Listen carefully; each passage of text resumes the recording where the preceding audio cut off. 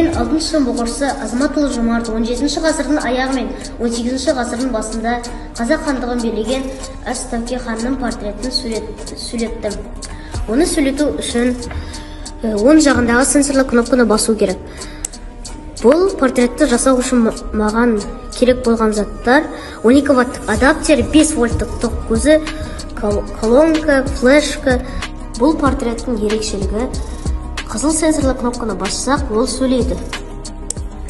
Салқан Жәңгірдің кенжұлы Тәуке Сұлтанның билікке келуі Қазақ хандығына жаңа серпін берді. Тәуке хан асқан даналығымен танылған. Оның ел басқарудағы ерекшелігі дала ақсүйектерінен шыққан көсет. Би шешендерімен кеңесуі, келісе отырып шешім қабылдағанында еді. Халық данагөйлігі мен саясаткерлігін жоғары бағалап, Әз Тәуке деп атап кеткен.